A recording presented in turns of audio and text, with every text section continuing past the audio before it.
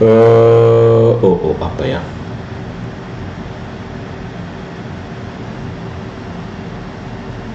In nomine Patris et Filii et Spiritus Sancti. Amin.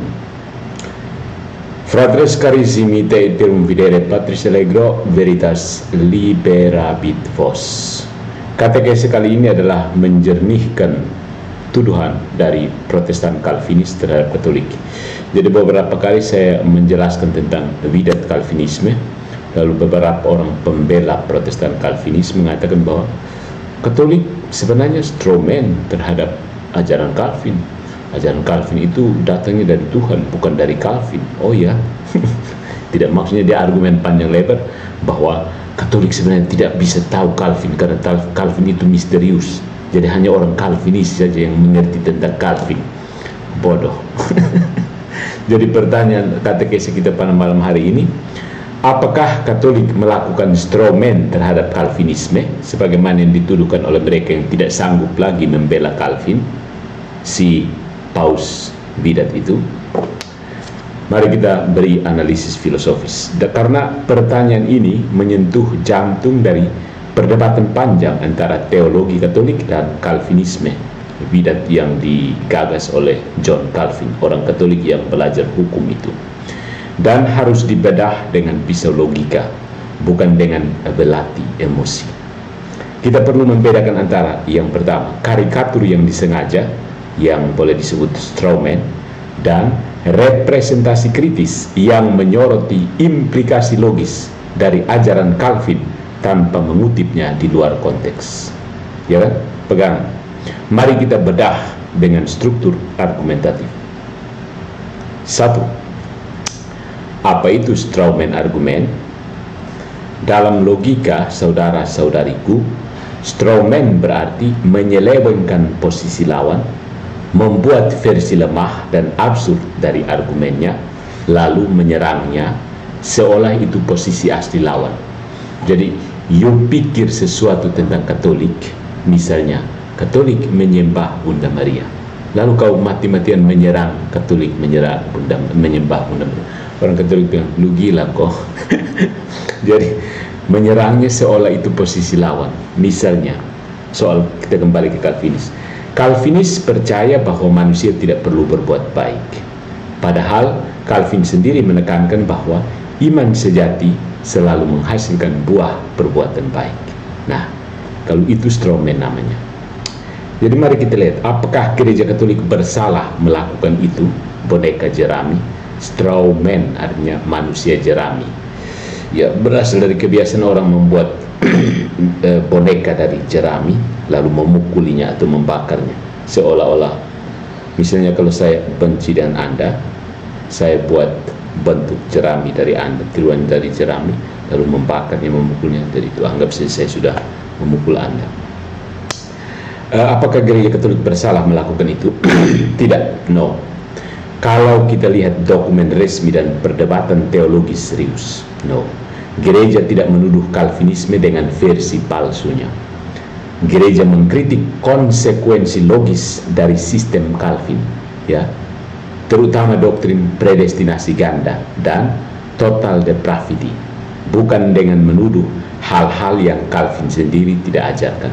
Ya, contohnya, Konsili Trente tidak pernah menyebut Calvin secara pribadi, tetapi menolak ide bahwa kehendak manusia hancur total sehingga tidak bisa bekerja sama dengan rahmat.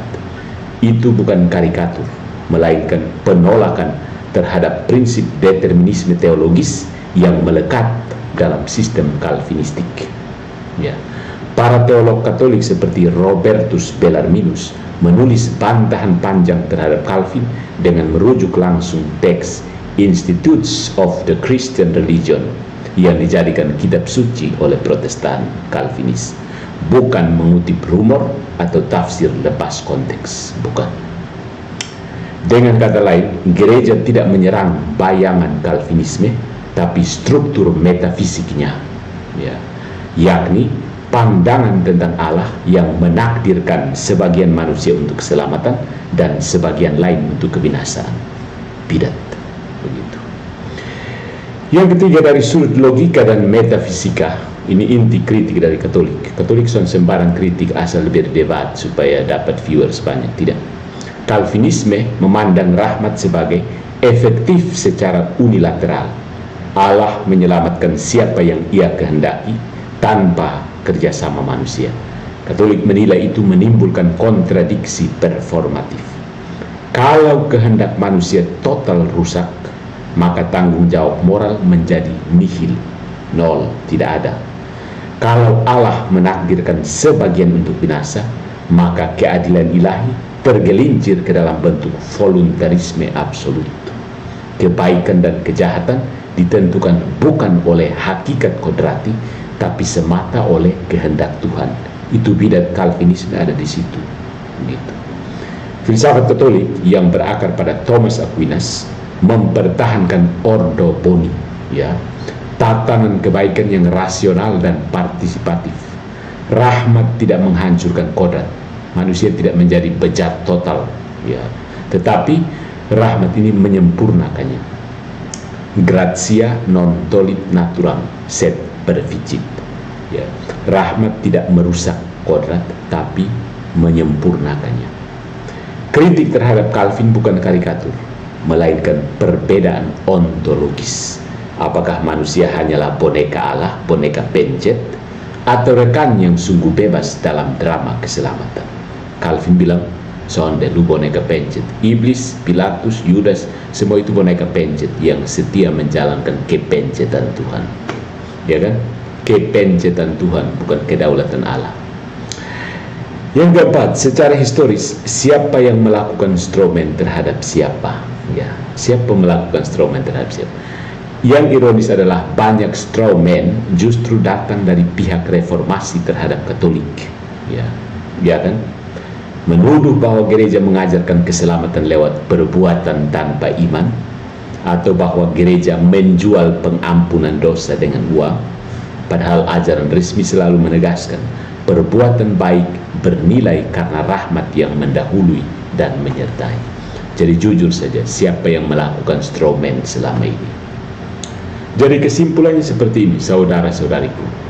Gereja Katolik tidak melakukan strawman terhadap Calvinisme, no, tetapi melakukan analisis konsekuensial, menunjukkan bahwa jika prinsip-prinsip Calvin dipegang konsisten, nah itu masalahnya, Protestan tidak konsisten. Kalau dipegang konsisten, maka akan berujung pada nihilisme moral dan teodicea yang timpang. Ya, itu bukan karikatur, melainkan deduksi metafisik. Ya, Calvin berbicara dalam bahasa teologi, gereja menanggapi dengan bahasa metafisika. Disinilah perbedaan. Satu menafsir rahmat sebagai determinasi, yang lain sebagai partisipasi. Ya.